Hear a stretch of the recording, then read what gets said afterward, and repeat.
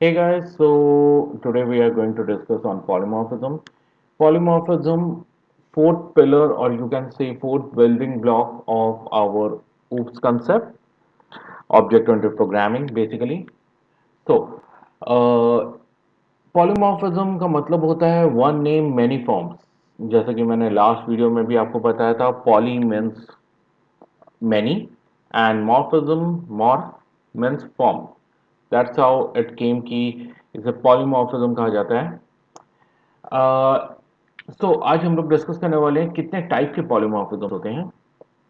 सो polymorphism हमारे पास दो type के होते हैं, one is static and another is dynamic. हम इसे स्टैटिक इसलिए बोलते हैं बिकॉज जब हमारा एप्लीकेशन कंपाइल हो रहा होता है, बेसिकली उसी टाइम पे डिसाइड हो जाता है कि कौन सा फंक्शन एक्चुअली किसको कॉल करने वाला है। So that's why it is static. वो कंपाइल टाइम पे ही फिक्स हो चुका है कौन सा कॉल कौन से फंक्शन को जाने वाला है। But dynamic polymorphism actually run time पे डिसाइड करता है। कंपाइल टाइम पे उसके पास कोई इंफॉर्मेशन नहीं होती है कि एग्जैक्टली कौन सा फंक्शन कॉल होने वाला है। So static polymorphism over here we call it also early binding, because हम लोगों ने यू कैन से जो हम लोग बोल रहे थे अर्ली बाइंडिंग, क्योंकि कंपाइल किया, that is the first phase. Compile time पे ही इट डिसाइडेड कि कौन सा फंक्शन कॉल होगा। So that is why static polymorphism, also known as early binding, काफी लोग इसको मेथड ओवरलोडिंग के नाम से भी बोलते हैं।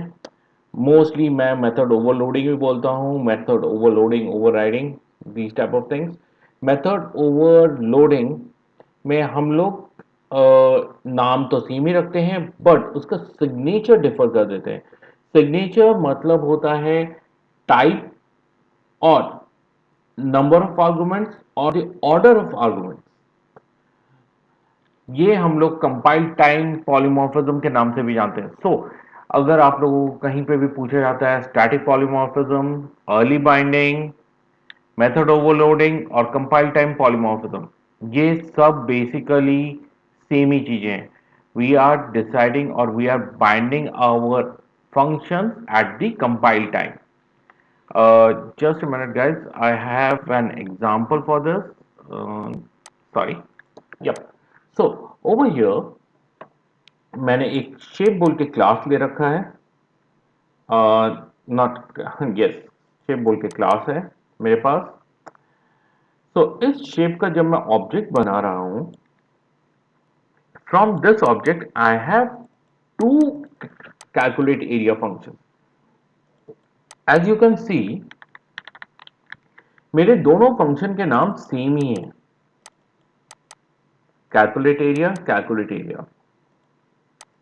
बट यहां पे ये एक आर्गुमेंट ले रहा है एंड यहां पे दो आर्गुमेंट ले रहा है, and this is how it is deciding कि this will call this function single argument. As you can see, ये ऑटोमेटिकली हाईलाइट हो गया। एंड ये डबल आर्गुमेंट, देखिए अपने आप ये हाईलाइट हो गया, it is going to call this. ये कंपाइल टाइम पे ही डिसाइड कर चुका है कि मैं डबल आर्गुमेंट वाला हूं, मुझे यहां पे इस फंक्शन पे जाना है। मैं सिंगल आर्गुमेंट वाला हूं, मुझे इस फंक्शन पे जाना है। ये कंपाइल टाइम पे ही डिसाइड हो चुका है। एंड विजुअल स्टूडियो में आप किसी भी फंक्शन को हाईलाइट करेंगे या उसके रेफरेंसेस देखेंगे तो अपने आप ही देखिए ये हाईलाइट हो रहे हैं eight the compile time. I will show you the result of this. Just a minute, it's running.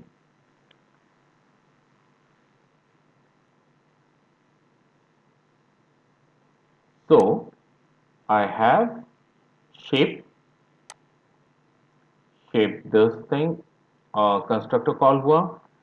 Now I have single argument which is this area of circle पहला, then calculate area, double argument, area of rectangle दूसरा.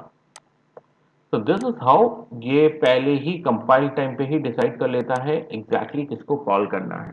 And हम इसको अलग अलग नामों से बोलते हैं, that is compile time polymorphism, static polymorphism, early binding, method overloading. This is about static polymorphism. Let's go towards the dynamic polymorphism.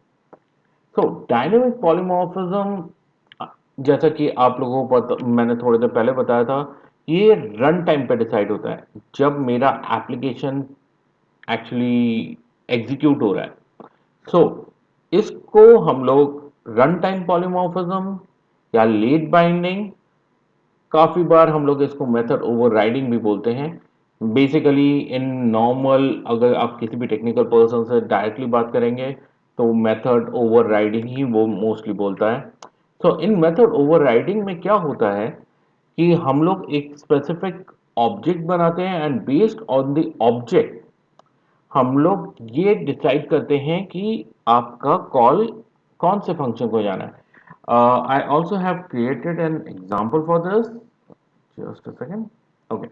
So over here मैंने क्लास बनाया है शेप एंड उसको इनहेरिट किया है स्क्वायर पे एंड सर्कल पे। Now over here I have one virtual function get type.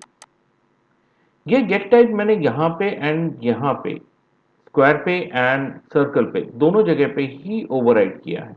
As you can see I have written override virtual this, override virtual get type, and over here this is a virtual. So now मैंने shape class का reference लिया and object मैंने बनाया है square का and इसे shape पे रखा है एंड शेप वन पे मैंने सर्कल ऑब्जेक्ट को रखा है। नाउ ये शेप के अंदर भी ये गेट टाइप है। सो जब मैं गेट टाइप को हाईलाइट करता हूं तो it is highlighting this, it is highlighting basically shape का फंक्शन भी, स्क्वायर का फंक्शन भी, सर्कल का फंक्शन भी, एज यू कैन सी सब हाईलाइट हो रहे हैं।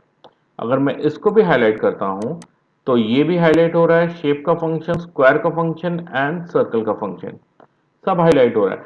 ये क्या करता है, रन टाइम पे चेक करता है, ओके शेप के अंदर स्क्वायर का फंक्शन, स्क्वायर का ऑब्जेक्ट है, तो ये क्या करेगा, जाएगा एंड स्क्वायर का ये वाला फंक्शन को एग्जीक्यूट करेगा। It is not going to execute this thing, remember this, it is not going to execute this thing, it will execute this one। मेरा जो फर्स्ट लाइन है स्क्वायर, ये वाला line is going to execute this thing, this line, and the second line over here shape one get type is going to execute this one, because यहाँ पे जब भी ये कॉल होगा it will check कि मेरे पास सर्कल का object है and it will directly come over here and execute this line। Just a minute, I'm showing you the output।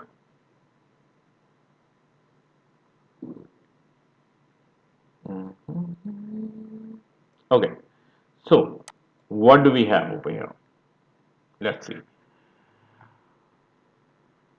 मैंने स्क्वायर का ऑब्जेक्ट बनाया, तो स्क्वायर का ऑब्जेक्ट का बेसिकली कंस्ट्रक्टर कॉल हुआ।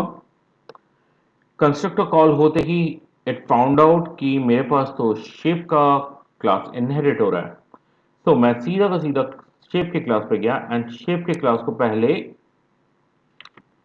ऑब्जेक्ट बनाया and then I came back and created an this. तो मेरा कंस्ट्रक्टर ये वाला कॉल होता है, देन ये वाला कॉल होता है। बट अगर एग्जीक्यूशन आप देखें कि यहां से कॉल होते ही सबसे पहले वो यहां आएगा, इसके कंस्ट्रक्टर को पूरा खत्म करेगा शेप्स, एंड देन यहां पे आएगा, इसके कंस्ट्रक्टर को पूरा खत्म करेगा। ओवर हियर ऑल्सो जो सेकेंड लाइन थी सर्कल, वो वहां आया सर्कल वाला का ऑब्जेक्ट बनाने, सीधा सर्कल के ऑब्जेक्ट के लिए आया। यहां आते ही उसे पता चला कि मैंने शेप इनहेरिट करके रखा है, तो उसने आके इसको एग्जीक्यूट किया पहले and then it executed this, as you can see shape and then circle. उसके बाद मैंने दोनों के गेट टाइप मारे। गेट टाइप मारते ही देखिए ये रेफरेंस अभी भी शेप का है, बट ये शेप पे नहीं आया।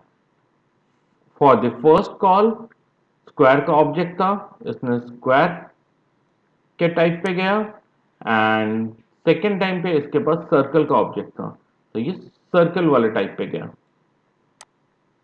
So this is how you can say it decides at the run time. मैं आप लोगों को दोनों का डिफरेंस भी यहाँ पे दिखाता हूँ. Just a minute. Okay, so I have, okay, I have over here static polymorphism. So देखिए, कैलकुलेट फंक्शन ने सब इसको हाईलाइट किया है, एंड कैलकुलेट एरिया ने सब इसको हाईलाइट किया. बट जब मैं इसको हाईलाइट कर रहा हूं तो नीचे के सारे गेट टाइप हाईलाइट हो रहे हैं. यहां पे मैंने कैलकुलेट हाईलाइट किया तो एक ही कैलकुलेट एरिया हाईलाइट हुआ, ये वाला हाईलाइट नहीं हुआ. बट यहां पे मैं किसी भी इस पे जाऊं, ये भी हाईलाइट है, ये भी हाईलाइट है, ये तीनों फंक्शंस हाईलाइट हो रहे हैं. बिकॉज कंपाइल टाइम पे उसको एग्जैक्टली नहीं पता है कि किसको कॉल करना है. That is why it is highlighting all the three functions over here. But over here इसे कंपाइल टाइम पे पता है कि मुझे किसको कॉल करना है, इसलिए वो उसने सिर्फ पर्टिकुलर उसी फंक्शन को हाईलाइट किया. This is how you can also show them कि static early polymorphism and dynamic polymorphism. इसमें और एक डिफरेंस है. स्टैटिक पॉलीमॉर्फिज्म, एक ही क्लास के अंदर मैंने दो सेम नाम के फंक्शंस बनाए. जब एक ही क्लास के अंदर दो सेम नाम के फंक्शंस बनते हैं और इनके आर्गुमेंट के ऑर्डर, नंबर्स या सिग्नेचर्स अलग होते हैं, basically these are known as signatures, तो this is called as function overloading. Function overloading हमेशा सेम क्लास के अंदर, सॉरी, एक ही क्लास के अंदर सेम नाम के फंक्शंस होते हैं. But function overriding different different classes में होते हैं. इनहेरिटेड क्लासेस में, सॉरी, इनहेरिटेड क्लासेस में, and we are overriding my parent class functionality. I have created a virtual function over here and मैंने उनको override किया. This is known as function overriding, dynamic polymorphism. Thanks guys. That's all for polymorphism. Thanks. Don't forget to like, comment, and share. Thank you.